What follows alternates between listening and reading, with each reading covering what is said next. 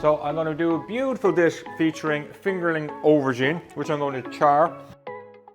Once I char it, I'm going to toast it in some sesame seeds and some mixed peppercorn. So a nice bit of heat to this dish now, to be fair.